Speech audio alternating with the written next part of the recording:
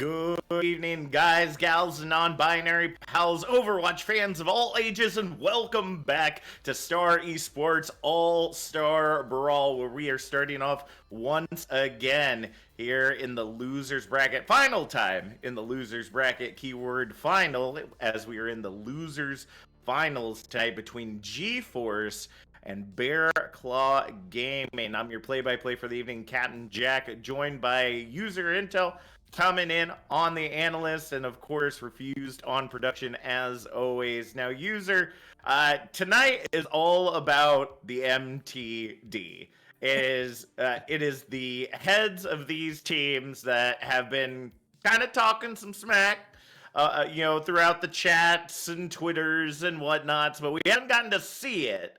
And tonight's the night we get to actually see it happen. We start on probably the best map that could actually be proven who the MTD is. Honestly, I could not have put it better myself. Obviously, both of these teams at least fairly known within the community, especially from their own individual players. But speaking onto that main tank subject, we have Strider and Infected, and I think at least, I don't know how long ago, maybe a couple months or so, we got that big meme of who was better. We even had like people like Samito kind of commenting on it until eventually I think it was kind of Strider run the poll or something. And so we'll have to see who technically is going to be the better one. And as you said, no map better than King's Row. The single map that you can debatably say is all about main tank control and team synergy. There's a lot that you're going to be able to kind of do on this map. And I think this is the point where if anyone wants to say MTD, this is where you freely get to say it. Though the question is, are both of these teams going to be taking it 100% seriously? I think there are some points, at least in the past series, we can say they haven't been fully going out. They've been kind of letting their cards slide out, but I'm worried, Both of these teams do not want to go home. So I think there's any chance to go 100% against a team that you can 100% lose to, you don't risk it against your counterparts. Yeah, you would hope not, but these teams, they are quite memey, so they might push the envelope just a little bit. I know when I was watching the matchup between GeForce and Gaia last night, I was like, man, they're sticking on these compositions a little too long. Is it on purpose? They want to take the long way around, or kind of what is the aspect here? What are they trying to avoid? Are they trying to create the comeback story or something like that? So, needless to say, it's going to be interesting to see how these two teams go up against one another. Even looking at the rosters for tonight, last night we ended up seeing. Actually, it looks like we will be seeing Ship come back into the mix. I could have swore we saw Anyhow there, or Anyhow's on GeForce's side. My apologies. So we will see Ship coming in once again for BearClaw Gaming, as well as Neptune, who both were players on Drifters together in the most recent Contenders season. We won't be seeing that third Drifters diff coming in tonight. We'll be seeing the return of Hydra, original player for BearClaw Gaming, coming back to the team for tonight's losers final matchup. But like you said, it's winner or go home. They gotta either take the dub tonight, or there will be no more successes here in the All-Star Brawl, at least for this month's matchup. So whichever one ends up coming out on top will end up proving kind of once and for all who indeed exudes the main tank diff more. Yeah, these teams right now aren't going to probably keep going out onto the Reinhardt as much as we really want to be able to see that pure Brawl v Brawl matchup. At the level we are at, it's not really the most optimal strategy. Already we're seeing a bit of teasing when it comes to the ideas of Wrecking Ball and just pure dive. Obviously, Infected being over onto that D.Va. Don't know how much they're going to be sticking onto it. Seems that they really want to switch over. But still, it's going to be quite interesting to see how they're playing. They are very much trying to predict when it comes to the Wrecking Ball composition. However, it's still going to take a lot of skill to be able to break through it. Yeah, that was one thing that I was kind of surprised about with Kings Row being the first map, is that we know Strider is pretty much a ball one trick, so we weren't going to be seeing the matchup regardless of what we were thinking was going to happen. We do see Strider kind of zoning out the area. It looked like we were going to see a rotation there from BearClaw Gaming, but instead they just decided to move straight into the objective anyhow, going down onto the objective to try to contest, but Infected on this Orisa Diva composition that we saw so dominant yesterday against the matchup against Death Computer, and has been coming out quite frequently from BearClaw Gaming, is showing to still be a thorn in the side of GeForce right now. Pumi is able to get the initial pick though onto Infected, going to be allowing a lot of sustain on this objective right now, and Zera's trying to get some rotation in, trying to see if they can get in that back line, but are going to be unsuccessful. It looks like BearClaw Gaming are going to go ahead and pull back with the DMech and elimination of Ship and the Hydra and await the next push. Was a little bit unfortunate. We saw Strider actually get hit with a flashbang on the high ground by Zeus, so there wasn't a dive, but the problem came is that they ran out of resources and time to where we saw anyhow Pummy being able to immediately break down that shield and start melting down Infected. Now moving in, they really have to start going faster. Yeah, it's all about the quickness with this composition. Rock and roll is there for a reason. As we see the Pulse Bomb taking out both Tracers. You know, if you can't beat them, join them. Might as well take them out with you at that point. Infected back onto the objective, trying to hold on as best they can. Dragon Strike straight into the ground. Would have been perfect if everybody would have been locked in place, but instead we will see them hold on. But Strider's minefield is more than enough to be able to clear the objective once again, with under 2 minutes on the clock and the rest of the team kind of being cleaned up in the side room. Even the use of the Gravitic Flux just for good measure to make sure that they can get those eliminations off. We will go ahead and see at least one tick on Objective Alpha before this next push. No, earlier you called Strider a one trick. I'd rather say Strider is a master in their own craft. And you know, Strider doesn't really need to play anything else different. I think an example was just those minefields and how amazing they were spread out so far, being able to split. Though this is now on Brawl, it's going to be actually a lot harder to be able to focus people out. That's why you see them taking these extra long rotations. They want to be able to go onto the high ground to kind of contest against the Sigma and everyone else, but still, it's a big problem with that Transcendence being an amazing peel, and already their opponents making that counterplay. GeForce is prepared against it. That is true, and as you saw right there, Zeus being able to come in with the stun, deleting the Strider off of the map. This may be the rotation that they can get to work for them, although I'm kind of surprised that they just don't go to the objective and kind of force GeForce on the low ground, but nevertheless, looks like that's what will. Regardless, with both tanks out of the fight, Strider does get themselves back in, though, as they battle it out with Ship on the objective. Deadeye coming out, finds Magic 8 Ball to go ahead and try to keep things going. Immortality Field keeps the team alive despite the Pulse Bomb stick from Ultima Web. Strider trying to hold on with Ultima Web here on the objective, but it's not going to be enough. In the final seconds, Objective Alpha will be cracked open, and we will finally see BearClaw Gaming unlock that payload and take it to the streets. I think you made a really good point about the fact that they did not stay on to that point to kind of force them down, but the big idea came from the fact that Strider was already back on their way. So if they could confirm a kill and turn it still into a 4v6, and then once Strider comes back a 5v6, they had that opportunity. If Strider came back, then the Transcendence was there, they had the range, and Strider can contest the point. That was still losable, so they had to make sure this was winnable. Now with the amount of resources that they put into this last fight, all this is about kind of making sure they can rebuild it up and kind of lower the damage. These sight lines are so hard to push, but they're being able to just make their way through. Completely understandable. We do see some swap.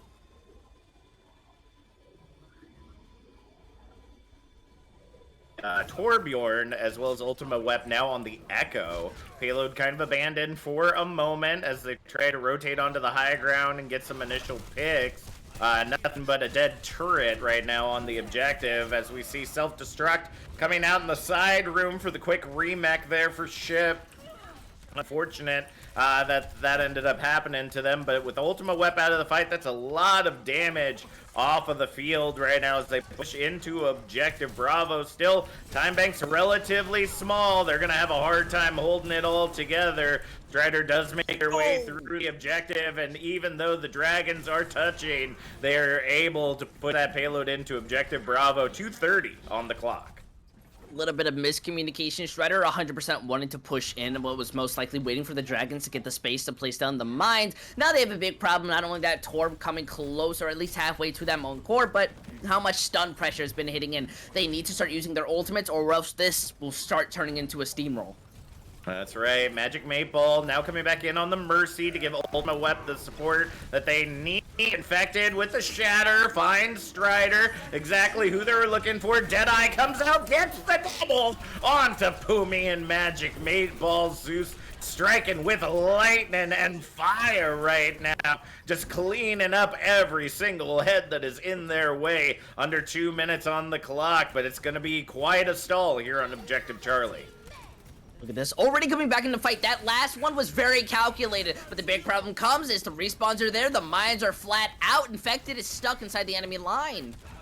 It's alright, it's perfect placement though. You able to use the shield and get the support from Hydra to keep themselves in the fight. Now the minefield is pretty much non-existent, or at least non-impacting for what BearClaw Gaming is trying to make happen. Self-destruct goes high, clears the objective, and a nice minute 20 on the clock. Even gets the remech kill for good measure on the res for Ship. They'll go ahead and take it away, grab an Objective Charlie, and head to the defense to see if G-Force can do better.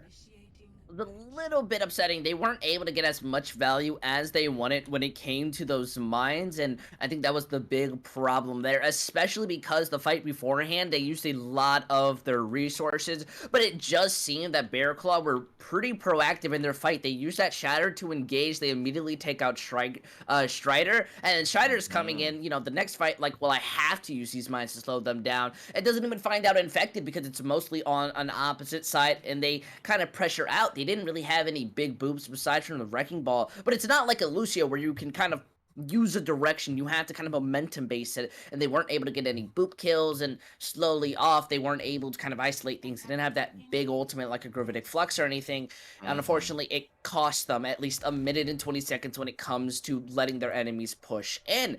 Now I think it's going to be a lot easier for G-Force to be able to move in. That Wrecking Ball is so good at just dismantling the Brawl, especially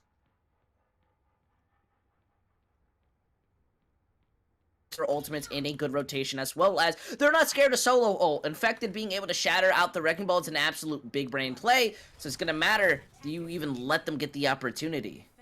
Exactly. If you're shutting down players that are definitely making a difference, then, you know, an ultimate just used on one hero is not going to be seen as a bad thing. I mean, you even saw the combination of ultimates with Zeus using the advantage of Anyhow's Quick Flux to get the double kill with the Deadeye. That created even more space for them. So, G-Force has to be really careful about how they use their ultimates, making sure that they're not giving advantageous positioning and ability to the side of BearClaw Gaming, because you know, they know what they're doing just as well as G-Force does with their compositions. We do see them taking over the Alderworth Hotel right now. Not able to get that first tick on the board just yet. We do see Ultima Wep moving their way back in to try to get that tick down. Infected having to get that shield up over and over again, just keeps getting absolutely shredded, and is making it very difficult for them to sustain on the objective without taking hit from the high ground of G-Force. Ultima does find Ship there in the end, and the pick onto Zira is going to take a lot of damage out of their backline. Big suck, big Dragon Strike comes in, but the Immortality holds everything together for now. Neptune getting a little squirrely there outside, just trying to hold the point, but going to be unable to do so. 5 minutes now on the clock as the payload unlocks, and we see G-Force take to the streets. Pummy and Ult are very much dominant when it comes to the way that they're going to be playing onto the attack. They're really pretty much uncontested, especially where they were positioned. We saw the Brawl already wanting to rotate. Ship even trying to go on top of that high ground. put in some contesting, but it's not really going to work. Strider is basically that big bait to kind of capture the point or push it for as far as they can while everyone else does their job. And if you're kind of, you know, dangling at the line, you're going to be caught out by everyone else who's already prepared to catch you in their net. And at least we're already seeing them try to come up with a new plan. They don't want to be able to take these quick lines. They don't want to go in front of them. They're just waiting for that payload to move to them, and then they're immediately going to push in. However, copy can be an ability that shuts this entire push down. That's true. We see the stun come out. Not going to allow the full rotation there for Strider to get a nice slam in, but we'll still get the minefield online. Gravitic Flux in the side room, doesn't get the value it's looking for yet, but Strider rolling on in with minefield, just litters it in the small area, and that's gonna be team kill for the side of GeForce. They are just rolling right now, and if you were watching earlier as they were setting up for that fight, Strider literally jumping between two rooftops to be able to stay on the high ground. If that isn't some big brain ball play, I don't know what is. That's just something like Batman, you know? Arkham Knight is on sale on Steam, so that's at least what I'm kind of expecting. Now with this bunker, they're at least going to have a lot more security, but I don't really think it's going to be doing too much better. They're now keeping themselves stuck in one spot very slowly. Their shield is basically plastic, and, well, it's just going to hurt a lot more unless they're able to use their resources to immediately start shutting down this fight, or point. That's true. Dragon Strike comes in, still not getting the full value it's looking for. Thankfully, we see Ultima Web using the copy just to be able to avoid the Deadeye. Transcendence now coming out from Li Muyong to hold everything together, and Ultima Web just goes in decimating on the Orisa, pulling out the supercharger with that copy, and with 4 minutes on the clock, something has to happen here for BearClaw Gaming if they want to turn the tide. Oh, they're very much having to make that last comp switch. They are desperate against these 4 minutes. That's true. Somebody's got to touch. Neptune uses the rally, gets a log straight to the face from Pumi. Just so much damage coming in to try to hold everything together. Ship now in mini diva form is just trying to get their mech back and still hold on to the objective, but it's impossible. They can't stay close to it. The rest of the team has to invest. Thankfully, they have the spawn advantage there. Firestrike does find anyhow to be able to keep themselves on this point. Zeus trying to invest to the point as well, but it's just not enough. The Dragon Strafe perfectly fitted across the boundary that was the objective, made it very difficult for them to stay close without taking damage. It's going to be 3:29 on the clock as we go ahead and see BearClaw Gaming head back to the attack to see if they can do better. Man, there was just really nothing that they can do in that scenario. Everyone was so split out. Also, Strider being an absolute menace, spinning to winning around the payload. You can't really push into that unless the Wrecking Ball is stunned or not whipping around, solely just because boops are very dangerous on that last center point. You can easily fall off that map. Now, it is only going to get harder. Though they were able to originally push in and kind of break through the Wrecking Ball composition on the first point, it was very much a struggle comparably to how we saw GeForce being able to move in very confidently, especially when you look at these stats. Though we're not seeing kind of a lot coming out of GeForce, at least damage-wise, obviously comparably so, I think we can both agree that BearClaw Gaming are absolutely dominating that category, but it's not mattering on how much damage they're doing. It's about the assists, and it's about the eliminations. They are ranking higher in those categories, meaning that they are targeting and winning these fights much quicker and easier, and that's what's being the truth to these pushes. You can do as much damage as you want, but if you're not killing anyone, then really what's the point besides getting your ult charge? That's true. I mean, even if you just look at the stats that GeForce has right now, both Anyhow and Pumi already into the double K digits there with 11K apiece, as Tank and DPS have been showing to be a very dominant force here on the field. Where Strider, although not with a lot of damage, has taken a heck of a ton of damage as they continue to roll through the objective over and over again. Neptune getting found out there, able to get the first tick at least on the board, so that will help them out for a moment, at very least. The slam comes in, Strider not able to get anybody with that, so no damage going to be availed to that. They are just waiting for Neptune to be able to get back into the fight before they roll out on the objective once again, or at least create an opening there that Neptune can get back into the objective. Strider keeps pushing in, Ship looking to contest, second tick on the objective as they rotate back inside, but there's not going to be much they can do. They can't be abandoning the payload this time around with only 10 seconds left. This is the last chance to get that final tick. Yep. They're very much trying to wait for the Neptune to come back so they can have the speed push. That's the reliant factor. Hydra having this window is going to be a big factor, but now the point is the pressure area. And they're basically doing that strategy that you pointed out they should have done. But now you're going to see, will it finally work? Yeah, I think that a little bit different on this aspect is that they weren't fully healed up. Chip ended up getting melted so quickly at the beginning of that fight just because they were constantly trying to touch the objective and make sure it stayed in overtime. As we see right there, just shy, 96.6%. Close is no cigar, but at least they've drawn a line in the sand. The question is, will BearClaw Gaming be able to do anything to stop GeForce for over 3 minutes on this defense? I gotta say, it was really funny, at least, just to see Zura try to touch that point last second, look at the mines, and say, I can blink past you, and then immediately get hit by it. Hurts to see, but absolutely, at least, funny from the viewer's perspective. This is now a kind of dangerous scenario, and you're 100% right when that idea. I think if they had a bit more healing, or at least weren't taking as much as damage, then there's a debatable sense of how much you can really hold that. But the big problem comes is now you have to hold it 2 ticks when you lost it very quickly before. It's very hard to see a kind of direct idea. I think Strider and the rest of GeForce have been playing this composition very well, where they're not very worried about kind of moving back. They're not worried about diving onto the enemies. They're more focused on setting themselves up and then isolation, getting those small picks and pokes to seeing how you can break them. I could see BearClaw coming out with a very nasty idea where they immediately try to spawn camp. I think you want to deny them any room to kind of get prepared, take that initiative, look for these supports and or the DPS who have been doing their job.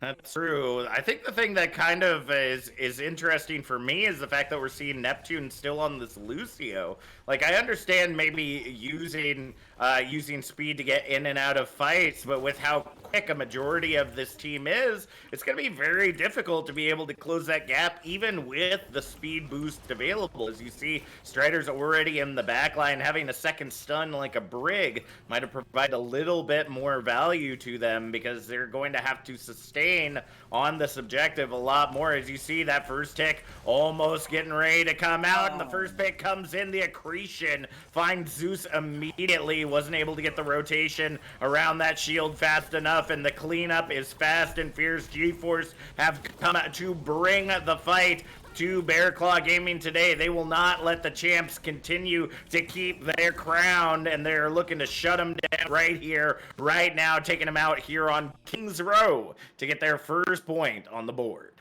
You know, they walked out into the enemy's line of fire instead of trying to take over that high ground, stop them from getting set up. And, well, anyhow, they were able to just kind of bring it in, especially getting the play of the game, name pun intended.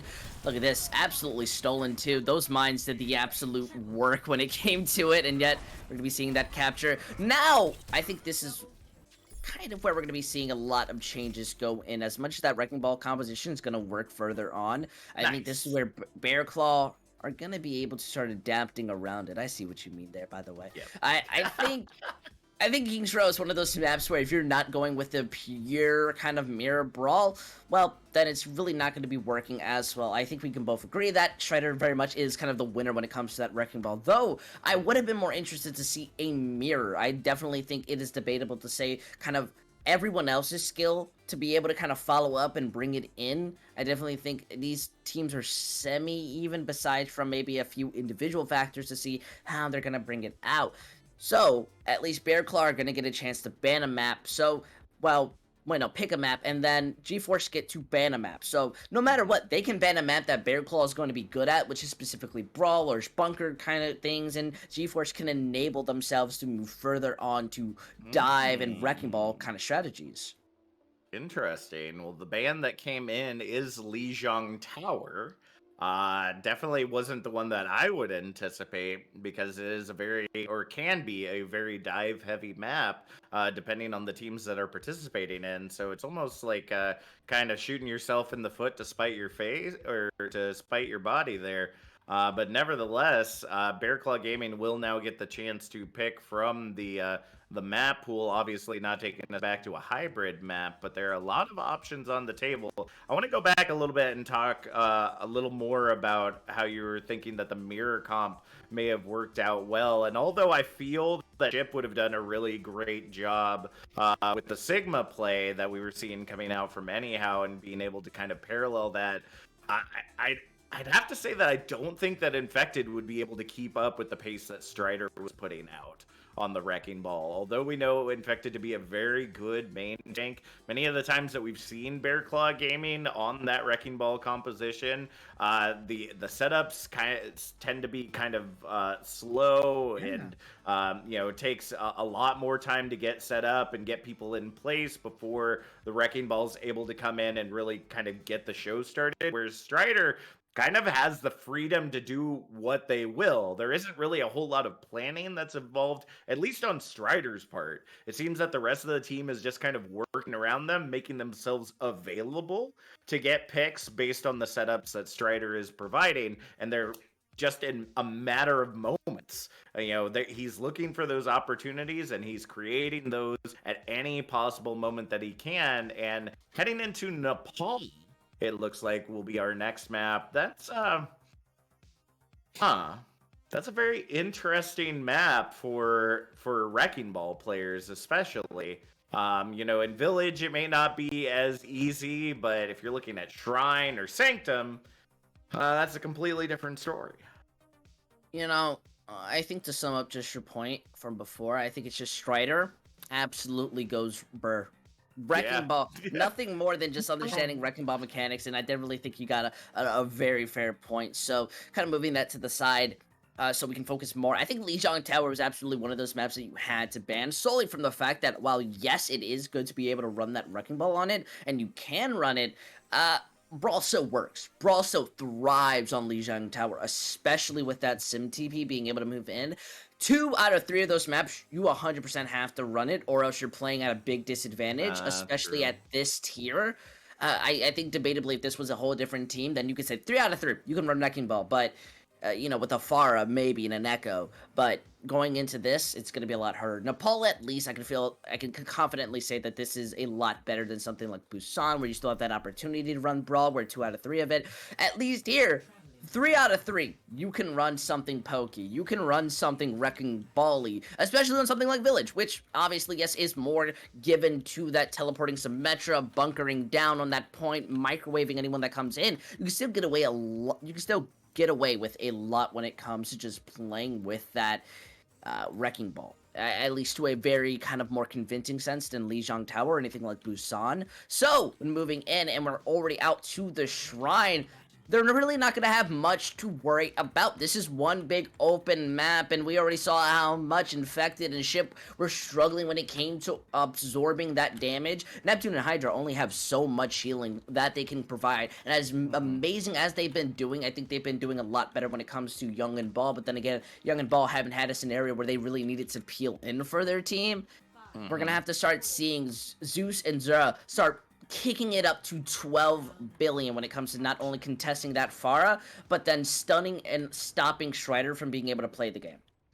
I agree. Goodness gracious, seeing Strider and Infected hit the center pole at the exact same time just shows you the amount of aggression that both of those main tanks are looking for. And if you're talking about the MTD battle right now, I can't even say that one is popping off a little bit more than the other. It seems that they're more setting up their teams for success than they are, making the plays themselves. But nevertheless, Looks like it's working out relatively well in BearClaw Gaming's favor.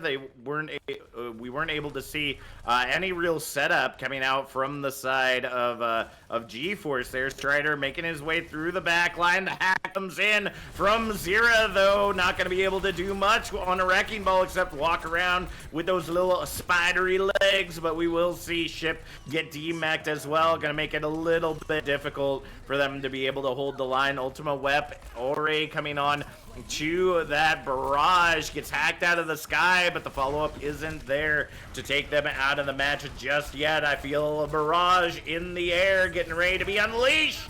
There it is, but Zeus taking them right out of it. Amplification Matrix utilized as well. The EMP finds 3 and removes the Amp Matrix, allowing Zero to be taken out of the fight, but it might not be enough. Minefield getting bumped against the wall, not going to get the full value that it was looking for, trying to take out the remainder of the team. But there it is, the anti-nade that's really going to be the nail in the coffin for the side of BearClaw Gaming. We do see the beat coming in, gonna sustain them a little bit longer, but I think damage has kind of already been done. It's only a stagger fight here on the objective right now. Ship and Neptune using those drifter skills to the test to try to keep themselves and this objective alive as best as they possibly can. Hydra trying to touch the objective, keep it in their favor, and they're at least able to get it up to 75%. Letting the Mercy res after you kill the Pharah, strike 1. Not building that EMP faster than Pummy, strike 2. Strike 3 is when Neptune slid off after using Sound Barrier and doesn't manage to hit everybody with it, especially Zeus, who was about to die. Strike 3, you're out! Now you have to rotate into this dangerous scenario, but not only do they have that Nano Barrage, well, they're building another EMP. Okay, very interesting there. The speed boost was supposed to be being used to get Zeus some access to use that Deadeye effectively, but you see Neptune kind of separate out from the rest of the team. Nano Barrage comes in, grabs Hydra, and the Rockets finish up infected from anyhow. And that is going to be just about it here on Objective Alpha, but wait. Objective Bravo, rather. As we see the cleanup continuing to come in, despite Ship being in the Mini Diva form, although some may argue that that is the more superior form of Diva, is the Mini Diva form. Shatter comes out, doesn't get the value it's looking for, and Ship's out of the fight as well, but the tide continues to turn in favor of BearClaw Gaming as the percentage continues to climb. There comes the beat. We see the self-destruct in the side area. The minefield still littering half the objective, making it hard for BearClaw to be able to get around. Ultima taking themselves out with their own rockets, going to make it hard to stay on this objective as they are able to take the lead in percentage. That is about it. The flip finally happens for BearClaw as they retake the lead. Man, I gotta say, you called Infected Shatter just a little bit, kind of not getting too much value. There was a small bit of value that came into it, the fact that Pummy got hit by it, and Pummy got taken out, meaning Pummy was missing from that fight, and they were able to gain that focus fire because Zer was uncontested, now having advantage in that ult fight. That was a small thing that I barely even noticed, and now, when it comes to overtime, they have the pure advantage as long as Zud doesn't die to Pump. Ooh, Zero already out of the fight though. Gonna make it very difficult for them to sustain. Might give Pumi just enough time to be able to build up that MP. Self-destruct, goes inside, isn't able to get much of anything. They still got to be feeding onto that objective. Neptune just being able to keep that in their favor as best as they can. The rotation goes back onto the objective. Infected gets taken out. Hydra followed up on as well. And there might not be much that BearClaw Gaming can do to hold this objective as we head into final fight territory. This is going to be a big problem. They've been struggling to take these fights as early as possible, or when it comes to using these abilities. Pummy's been using these EMPs more frequently and more effectively compared to Zer's own single EMP. Now they have to touch the point. They're walking into this minefield. Alright, the EMP finds 3, takes down Infected and Zeus.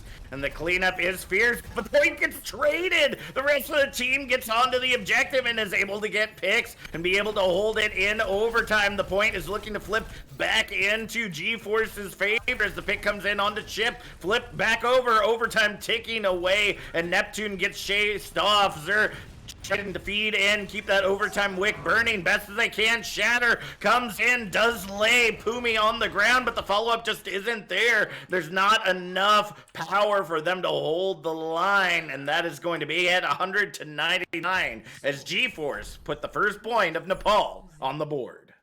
Gotta say, absolutely an effective strategy to just place the mines down. Don't allow anybody to be able to come back in. And, well, anyone who wants to be able to help out, well, they get hit with the EMP. Zard tries to counter out with their own EMP, but does it inside the point behind the wall. And, yeah, it doesn't really hit anybody. I think if that hit at least one person, maybe you could have saved it a little bit, but the big problem came is that they didn't have the team nor the respawns fast enough to be able to protect themselves. Now, as we talked about, this is Village, the big point to where we could see this teleporting brawl be able to zip zap all around the point and control how it goes. Definitely think Ult is going to have a lot of fun when it comes to playing this Pharah, but how are they going to be able to shut that down? I guess we'll have to see.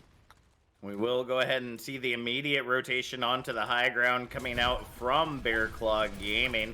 As we see Strider already set up on the opposite side of the objective. We do see Zira getting into that backline, trying to see if they can take down Pumi, coming in on the Ash this time around, trying to add a little bit more damage to that poke. Hydra able to get the initial pick there onto Strider, as we see Infected just trying to keep Zeus alive as best as they can, wearing out the entirety of their shield. They will take control of the objective to go ahead and get things started, but without A or Symmetra to be able to kind of provide that a little, that additional bit of damage and sustain on the point, it's going to be a little difficult for them. Antinade finds 3, but they're going to be able to hold on for right now. Amtrix comes out and is going to push the rest of the G-Force back for now as they regroup and spawn. They were just able to move in, and without that far to be able to make that space for them as much as they needed. Everyone else is basically ground targets that it's just absolutely going to be melted in any scenario.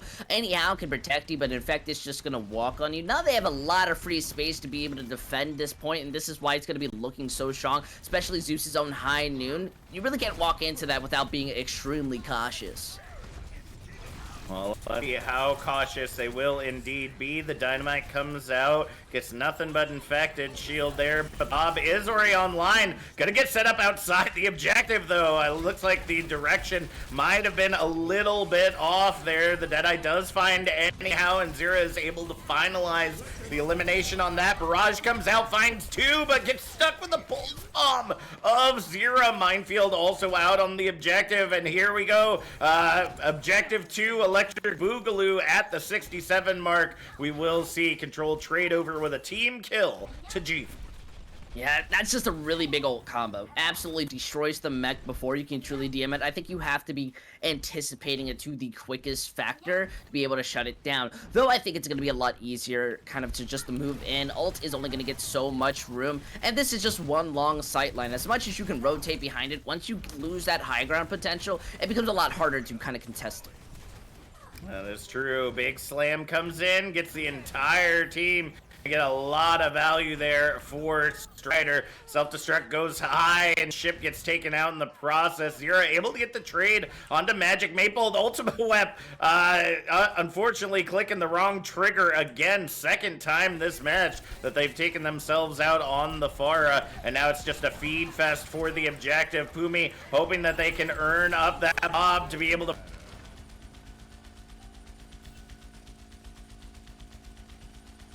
it flips, and Pumi and their Bob get melted into scrap metal as they head back to spawn, and BearClaw retake control.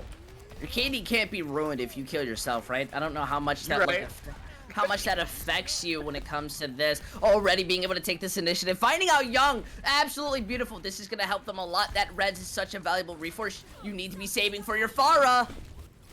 Self-destruct goes high, gets nothing but shield, but as we know, Infected shield been getting melted a lot lately. As we see, interesting use of the shatter.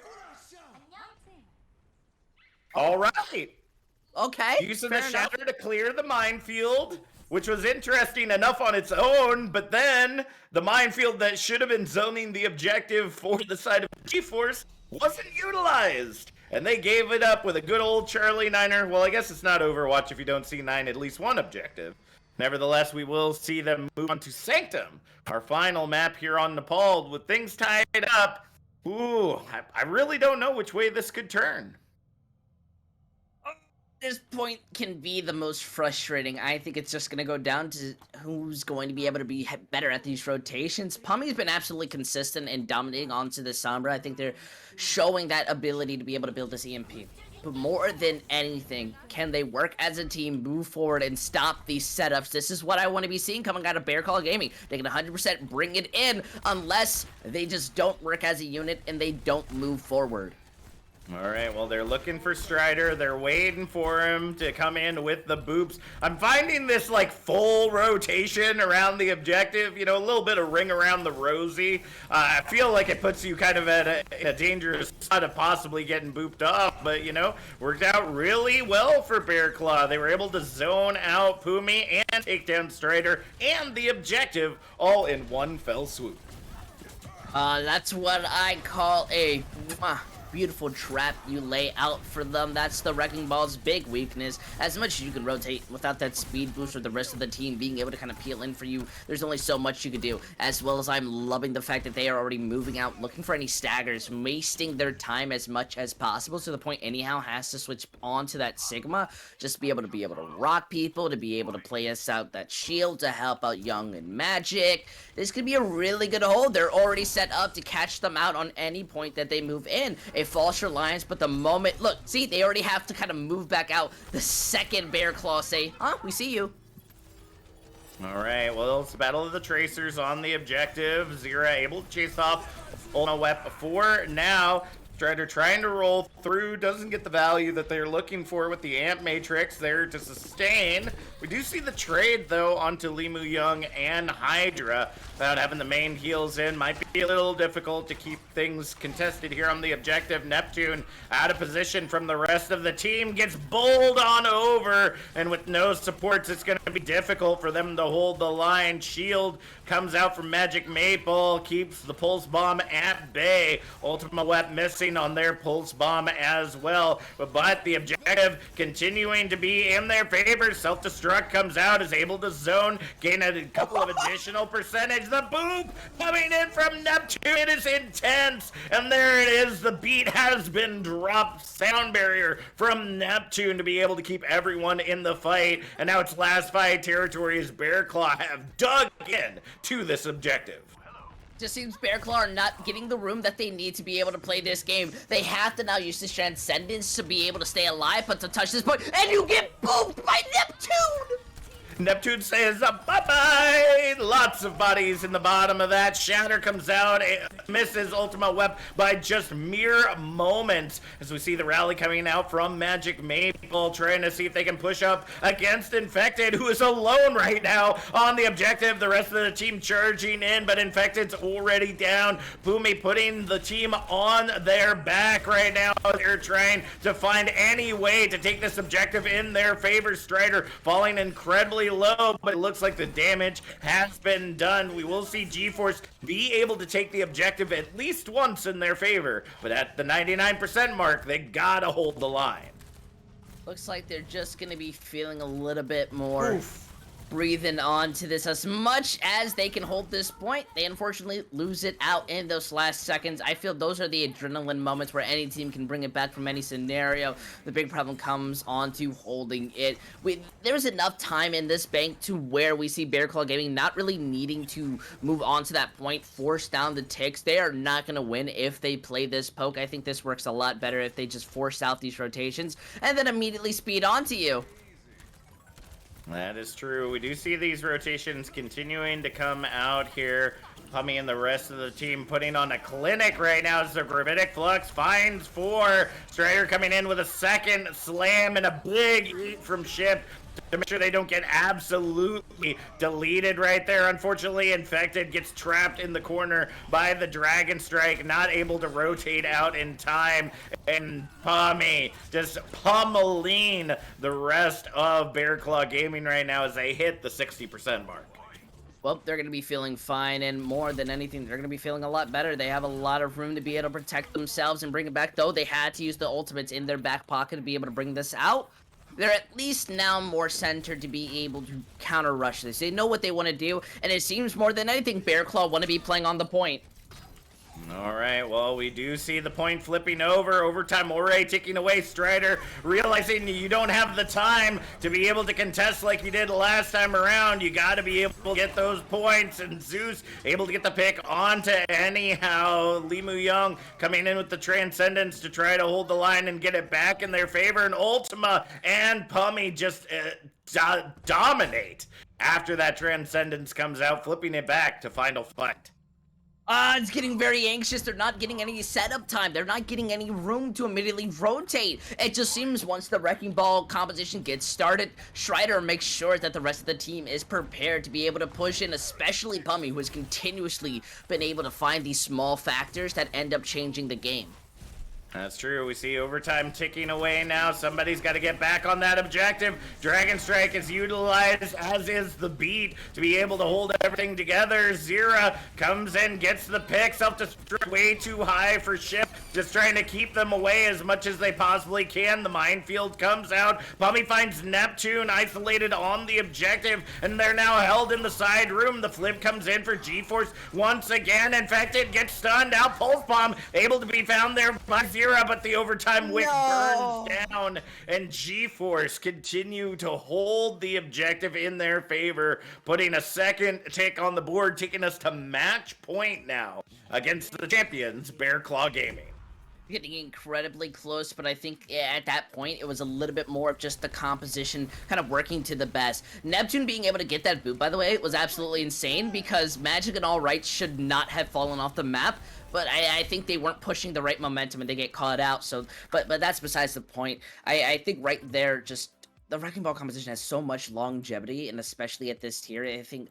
I've always said it. Teams that know how to run it are always going to be able to beat teams who don't run it. They just look absolutely better, and there's more opportunities. They just had the ability to play far back. They were using their ults. They were placing those mines in spots, and well, there's not much the Brawl can do unless they're able to kind of immediately get those picks, and unless you have top tier Overwatch League DPS, I don't think you can really expect that coming out of your own team. I think that's a little bit too much kind of going inside the world of the dizziness. And I've got to say, you know, I'm wondering who's kind of the MVP so far, you know, because people can vote on it. They can go down to the summary/description and get these picks. And at least for me, I kind of want to be giving this out a bit more into the support line when it comes to G-Force. I think Young has absolutely been shining up when it comes to playing out the Zenyatta, though Ball has been doing amazing onto the Brig. I definitely think the Zenyatta has been helping out, especially with those Discord placements have been absolutely phenomenal to enable the team to get those picks. While on the other hand, I definitely feel Zeus has been stepping things up, but gotta give it to Ship. Ship has just been so good today, as always. Yeah, I mean, there's really not much more you can expect from an amazing player like Ship, but looking at the votes right now, it looks like anyhow currently in the lead with 29% of the MVP votes. Infected not far behind with 24.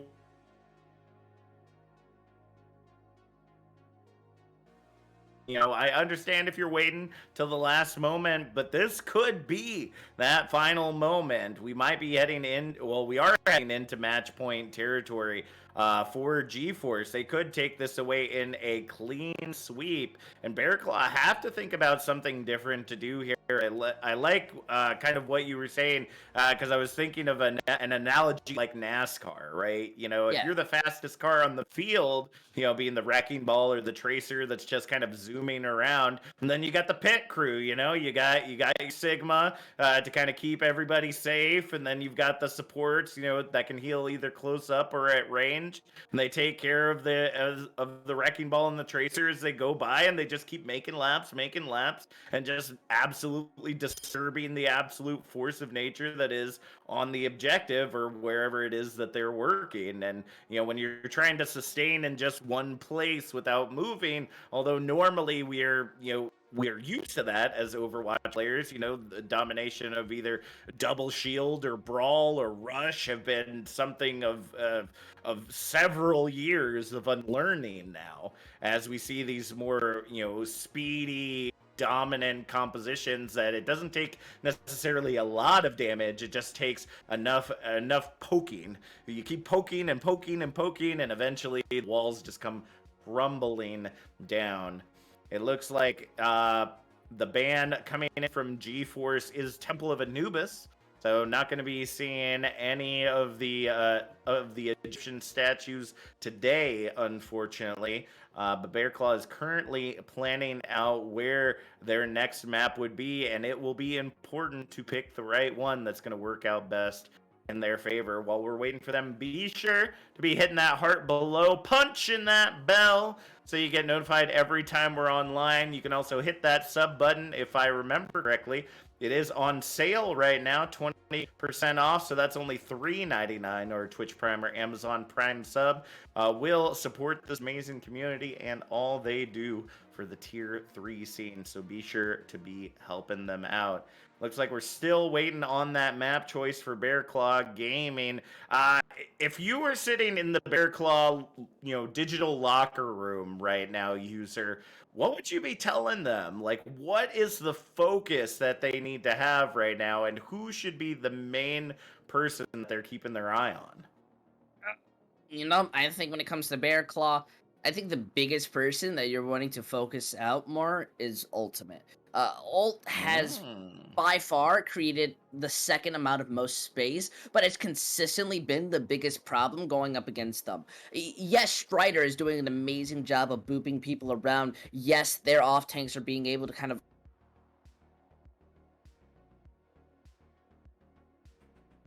consistently, but I think the word you kind of have to more focus on the fact that Ult was being able to help out a lot, not only on Village, but on every other fight. No matter what, while everyone else is setting things up, I think Ult is being able to kind of be that threat, be that space maker, especially onto the far. There's not much BearClaw can do against it. I think once you start shutting down Ult, well, then they have to start reevaluating. That playing out on that flex DPS is the more important role, I think, out of the DPSs, because, well, Pummy's doing their job. They're killing you, That's all you have to worry about. But however, when Ult, you're going to be able to do so much more. And on a map like Hanamura, there is nothing you have to be more scared of the possibility of what they're going to be running on that flex player. That could be anything, coming out from a Pharah to a Symmetra.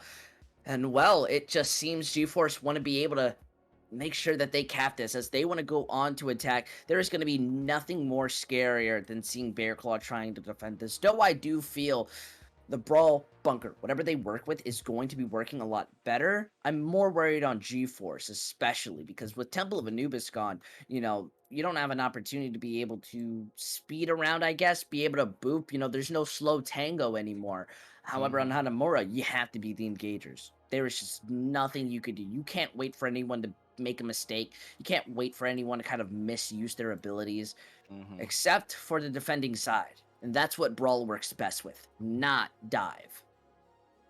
That is true. It'll be interesting to see how BearClaw decide to utilize the space, and kind of going back to the discussion of who to focus on. I actually have to say that it's probably, in my opinion, you should focus on the slower characters that are doing the most damage. I mean, I understand that it's Strider and Ultima's job to be kind of setting up those plays, but you're not going to be able to catch them with the kind of compositions that we've been seeing coming out from BearClaw Gaming. Who you can,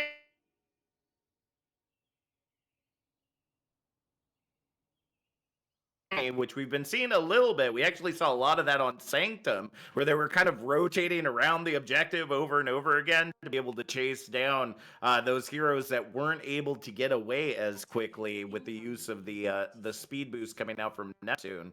So I'm going to be interested to see what the strategy is here. We are going to see them swap back over to a little bit more of a comfort pick that we've seen them play in previous matches. I'm not I have no issue with this, honestly. I think this is by far a better composition than going out with straight double shield. In fact, it isn't going to be relying too much on the shield when it comes to just blocking pure damage, but allowing their own rotations and setting themselves up, especially from the fact that if Pummey continues to walk out with this Symmetra, it could be a big problem, though thankfully Pummey's not going to go on. They're just going in for pure damage. Going into this big poke zone is all about Strider being able to make up that room for the rest of the team, while everyone else on the side of BearClaw, well, they're going to be able to follow your words, and they're going to kill every slow target possible.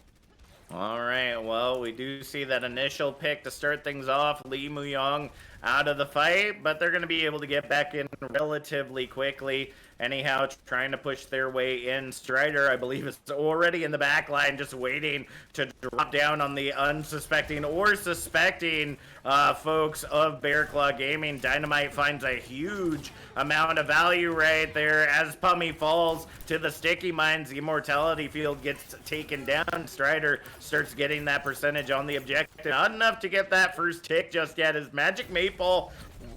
What? Magic Maypal's like on their own with Ultima Web there on the high ground. We do see the peel come in. Mira ends up getting taken down by Strider, who peels for their supports as well. And they're going to have to give up that space for Magic Maypal, despite originally just kind of being by themselves. It's going to be able to safely rotate into the objective with Strider. That is the only time I will ever publicly question what is going on with these teams. Now it's a big disadvantage. They have to start using out their ultimates just to be able to make up that difference. But look, Magic is still up there, given so much room. And then they find Zeus with it. Ooh, there it is. They do get the pick onto Zeus with the pulse bomb, but Magic Maple finally removed from the fight. Ultima Wep as well being taken down. It's going to make it very difficult for them to hold the line. Transcendence to try to provide a little bit of additional pushing power and also save Limu Young's cheeks without the help of Magic Maple on that Baptiste anymore. Bob gets invested in the fight. The Deadeye finds Ultima, but anyhow gets the trade. Gravitic Flux now coming in as Zeus is able to melt down anyone in their way. Lightning strikes twice, 3 times now here on the objective as they clear out the minefield of Strider and continue to stand for another fight. That's what you need. There's nothing you gotta worry about. Nobody's gonna push in. You're even forcing Strider anyhow on pure double shield, which is not something that we're very much used to. So seeing the comfortability on it is going to be very much a difference and a change, especially since you're going in at a lower ult economy. This is only gonna be a bigger problem. BearClaw Gaming have basically set themselves up for victory. They have nothing to worry about as long as they don't make a big mistake. That's true. It's all going to be about how the plays are made. Self-destruct goes high, goes into the back line. Able to get the follow-up onto anyhow, but the trade on the ship and Zira might be too much for them to make up. Infected trying to stay alive, chase down Ultima Weapon Magic Maple, but as long as that Mercy has got that connection to the Echo, there's not going to be much that they can do. 40 seconds on the clock as Objective Alpha is captured. Gonna add 3 minutes back, but what a burn on Objective Alpha. You know, they made a mistake, as I told them not to. They pushed forward. You know, I understand. You have Brig, but I definitely feel their composition is 100% more defensive. You're not really going to get any benefits coming out of it. Obviously so, they do have a lot more poke potential. I think that's where you set yourself up in a very uncomfortable angle for them to be able to shoot you at. That was 100% holdable. However, with Neptune dying very early and then Ship getting poked out, you allow ult to be able to build up to that copy. It's only going to be a harder hold when it comes to this, as they are already looking to take over the high ground. That's true, and I think the ultimate that we saw come out from Ship as well, I mean, you gotta think, as a mini diva, you got time to fall. You're gonna be falling for quite a bit if you're sending the self-destruct that high. As we see the Gravitic Flux coming out right here, they are taking advantage once again of that air potential with the Gravitic Flux, and the picks just keep coming in. First tick, second tick, Zeus trying to touch this objective, but nobody can get there in time. Even Zira trying to zip in at the last moment ends up falling on the pillar instead of on the objective. And that is going to be a quick objective Bravo taken 2:30 on the clock as we go ahead and see GeForce take to the defense. That hurts. I saw Zer just waiting for that moment. You know, I could hear the comms in them. They're like, all right, Zer next, Zer next, Zer next, Zer touch, Zer touch. And then Zer touches, forgetting that gravity exists in Overwatch. And that's fall by a couple milliseconds, you know, of not anticipating it. You fall down, it hurts, and you know, die. Though I don't feel that Strider was very much popping off when it came to that Orisa, or very much looked better comparably to Infected. I definitely think a moment that we really need to call out was the fact that the team's positioning sort of crumbled in that pressure when it came to that uncomfortable semi-mirror. I definitely feel that they were not fully anticipating it, and a lot of what that focus and fundamentals that they're very much known for, BearClaw were not able to kind of bring in. I think that stress kind of got to them and was not able to work into their favor. Though it should be relatively easier. They have a teleporter, so that means they can rotate on basically anybody. You can try and break that as fast as you want, but unless you're like instantly predicting where it's going, I think it's going to be a bit of a struggle. So I don't see how you fail to kind of move in and be able to push in. High grounds are your optimal movement. They can't even push in onto the point. Strider is going to be playing a difficult game of Overwatch now. That is true. Let's see if they can make it work in their favor, though. Teleporter takes them straight to the point. The Maywall comes up, isolating out Strider from the rest of the team, and will get that initial pick. And there it is. Hanamura is the home for this teleporting duo. We do see the pick from Magic Maple onto Zeus, though. Pummy and Zira getting their trades as well, but they're making it very difficult for them to be able to even touch this objective, let alone stay on it. Infected swinging that hammer once again, gonna tackle Strider off and actually get taken out of the fight as well. They won't even get a single tick despite all that investment on Objective Alpha. You know, I think it's a really hard time for Strider if the Symmetra stays alive. It's so unfortunate to be able to see Zeus die that early, as you're very much relying onto those, not only TPs to be able to move in, but from the fact that Symmetra's turrets are very much optimal and good at slowing down. Though moving on to the point is going to be a bit more of a benefit, but that slam hurts. That's true, and we do see Neptune not using the teleporter for some reason, not exactly for certain what they were going for there, but are able to get back to the safety of the team. The picks just keep coming in for GeForce, though. They have no qualms whatsoever, rushing into this objective, doing a heck of a ton of damage, and then just laying out BearClaw Gaming. It's just getting a lot harder and harder for them to push, especially with no ultimates truly being built up. As much as I understand them wanting to go directly onto the point, they have a teleporter. They don't have to stick to one spot or one same rotation. They can go after anybody they wish for, especially those on the high ground who have to drop on this uncomfortable wall.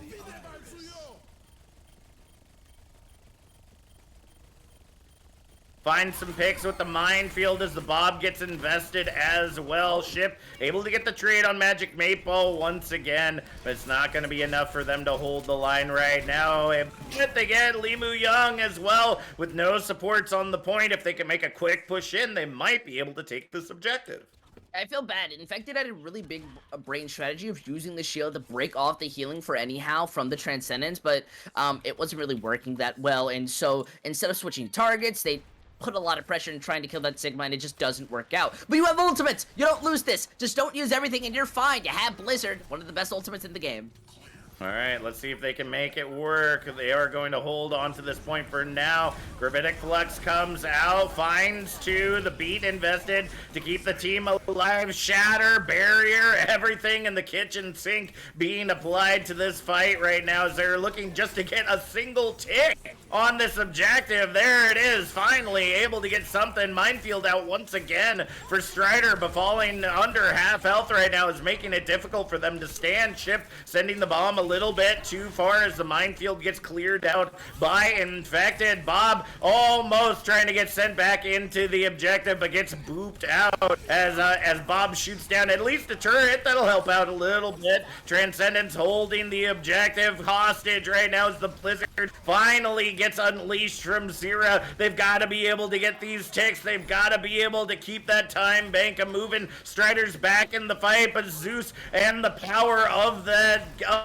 beam is just melting down anyone that they possibly can, but they will get taken down by Ultima Wep in the end. Hydra now swapping over to the Moira just to be able to get to the objective a little bit faster, but we see the feed fest going on now here on objective. Alpha Hydra able to face down Magic Maple with relative ease, and as the overtime wick burns away, it looks like Objective Alpha will go to BearClaw Gaming unless something drastic here changes, and Strider will be the only one to truly be able to set that up. You know, I'm willing to believe in a god, you know, any religious kind of thing that you want, but this is Overwatch right now, and I don't think no type of holy intervention could stop them putting in that pressure and focus fire. They were prepared to die trying, and I'm glad to see them having to use everything in their pockets to be able to bring it back. This is still somewhat good, as Zeus still has that symmetric teleporting going on top of that high ground, more as a bait than anything. And they set that trap up. Ah, the beautiful bait. They send Zero to the high ground to take care of Pummy, and the rest of the team chase down anyhow. Again, focusing those heroes that cannot move very quickly. The shell coming out from Infected gets the double.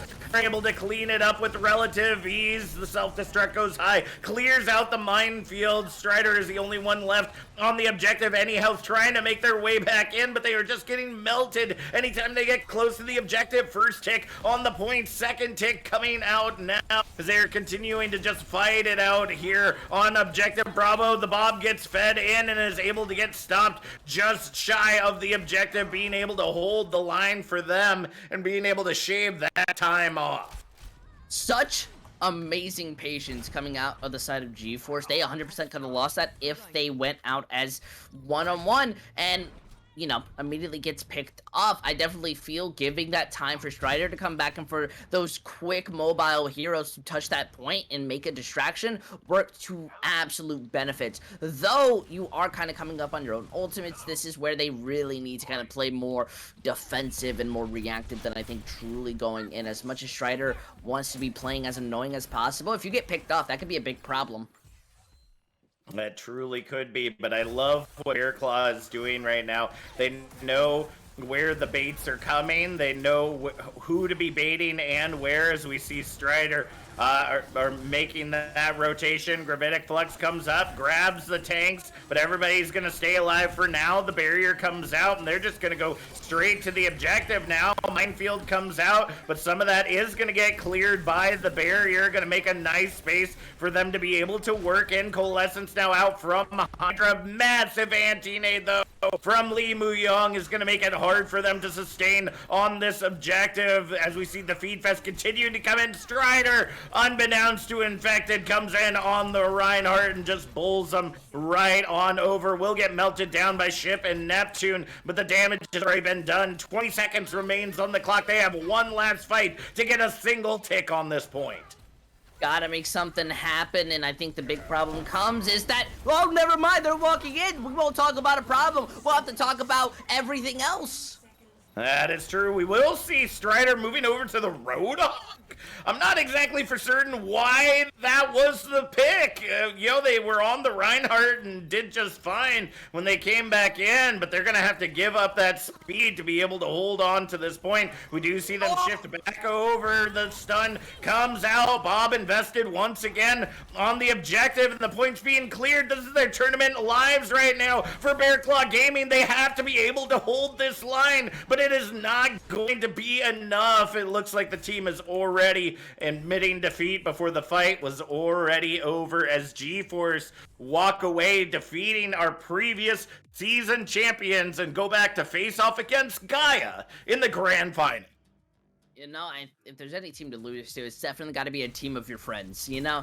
At least they're going to be able to ego each other and have that fun, but the Wrecking Ball comp worked to such perfection, and I think it very much was a great kind of point in reasoning to why they won. On the bright side, at least we could say that Strider was there as the main, as the Reinhardt at those last seconds. So, you know, you can definitely say that there was a bit of an MTD, I guess, you know, if you want to have a little bit of fun. But I definitely think depending on what type of main tank you want, both of them work in different ways. And, well, there's no real better player. I think it's just kind of that composition of the Wrecking Ball and not being able to truly kind of play against it. If you're not better than it and you're kind of equal, which is, I think they were more as, then I don't really think you're going to win. And that's just a little bit unfair, that little debatable compositional difference, in theory or so. Still, though, BearClaw Gaming did absolutely amazing, and I really hope to see them when it comes next time around. On the bright side, we do get an interview and an opportunity to be able to sit down, talk with the player, get kind of an idea of, well, who had what. That's true. And funny enough, at least as of the last moment I was checking, it looks like some additional votes are coming in. It looks like we'll be getting infected in should the percentage change any faster here in the next few moments. We will be seeing infected from BearClaw Gaming coming in to answer some questions here, kind of think about what they could have done differently about this matchup. But nevertheless, I gotta tell you, user, I'm excited about what we're going to see. Gaia put on a clinic last night against and I don't know if GeForce just wasn't ready, if they were memeing it, but nevertheless, we know how dominant Gaia can be. And, they were the runners-up last season against BearClaw Gaming when they were Andy's Daycare. So if they're showing that they can send GeForce to the lower bracket, but yet BearClaw can't take down GeForce, I think we might be seeing a turn of the tides here in the next few moments. Yeah, another big thing too is I feel Gaia have been absolutely prepared for anything. They've just been looking good, and I think that's just because their flexibility has just been there. I think they've been extremely prepared to take anybody out and to face any team, and that's going to be working, especially when it came to that Wrecking Ball competition. They knew how to kind of play against it, and I definitely think they were looking like the better team when in any type of mirror and counterplay. This is more of GeForce trying to refine how they want to be going into this, or maybe switch things up, cause them to break down their plans, and be able to win off of that. Though, I guess, honestly, this is a reason why you need to stay tuned in with Star Esports Live, because it has only been a fight after a fight after a fight, and each match has been one in their own of a storyline. Though at least we can wrap this one up as we have our beautiful MVP, Mr. Infected. How are you doing? I'm doing pretty good. I'm chilling. Awesome. Well, it was a hard-fought match, but nevertheless, you walk away hard-fought, but not to the championships. I could only imagine how the team is feeling right now.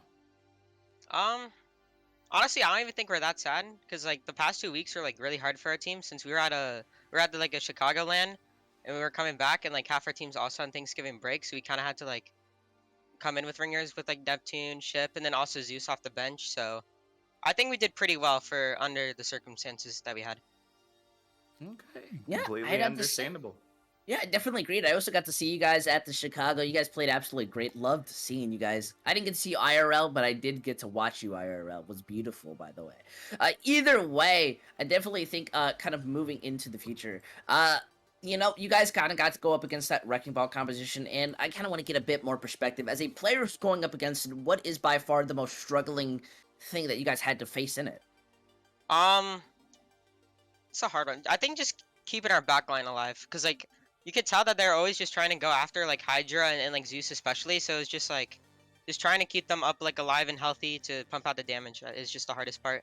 Because like Strider's also like a really good ball too, so it's hard to punish him a lot. And then Ultimate Spharo is also really good, so we just have to play like around that, I would say. I think that is a really good point. And, at least for me, when it comes down to final questions, very much this season of Overwatch has been more calm, and I think that's because a lot of tourneys have been going on, a lot of competitions have been happening. So at least, do you feel it's more beneficial for BearClaw to stay as a unit and kind of continue moving out? Or with teams kind of switching up, players going transfer to transfer, what has, at least in your perspective, been the more beneficial strategy? I think it's more beneficial to stay as a team to just get more synergy. Like actually, like Drifters Drifters as an example. Like they stayed together for a long time, and then they got like really good eventually. So I think that's like a good thing, I would say. So we're definitely gonna stay together. Nice. All right. Well, We won't be seeing any swaps, but maybe a return from BearClaw Gaming, if not in the near future, at very least in 2022. Thank you so much for joining us, Infected. Is there any shout-outs you'd like to make before we send you back to your team? Just shout out to the people who made Star Esports happen. Also, thank you guys for casting. It's really good. Oh, thank you. You know, No problem. Refuse needs it. You know. Well, I mean, he's running the camera and everything else. We can't expect him to be casting on top of everything else. So, thank you so much for joining us once again, Infected. We'll go ahead and let you go back to your team. And for those of you at home, thanks so much for watching. We appreciate you being here and doing all it is you do. Be sure to be hitting that heart, punching that bell. In a couple days, we will be heading to the grand finals, where we'll be seeing G-Force face off once again against Gaia. Who are sitting there awaiting their championship. So the question is, are Gaia going to be able to pull it off again? Are they prepared for what G-Force is bringing to the table? Or, similar to what we kind of saw tonight from G-Force pulling out the Stride Rissa, as I saw made comment in the game chat there. Are we going to be seeing maybe some additional rotations from Strider that might be able to get Gaia off of their plans? I really think you kind of just have to be there to find out. These players have been showing up at every opportunity, showing different strategies and plans, and for me to try to predict it, well, I'd only be caster cursing myself. You right. You absolutely right. Thank you so much to User for coming in and helping us out tonight on Analyst, and of course, as a Fuse, not only running this amazing tournament, but doing production tonight. User, anything else that you would like to say before we go ahead and sign off for the night? Definitely want to say, if you have been enjoying what you've been watching, definitely hit that heart, especially from the casters. For everybody else, you can definitely check out the Twitter, as it has just been popping off when it comes to releasing content and making sure that you can stay up to date when anything happens to Star Esports. Either way, I just want to beg you. I want to plead with you. Make sure you watch the grand finals, because I don't know what is going to happen, but I know that for at least a tier 3 scene, this is going to be a match to remember. That's absolutely true. And shout out to the social media manager for this season. I'm really loving the massive amount of content that we've been seeing coming out during this season of the All-Star Brawl. You get to see various clips and lots of punny interactions. So definitely a shout out to them, and be sure to be showing them some love on the Twitter for sure. From Refused, User, and myself, Captain Jack, thank you so much for joining us here at the All-Star Brawl, and we'll be seeing you in a couple days for that grand finals matchup. Have an amazing Turkey Day tomorrow.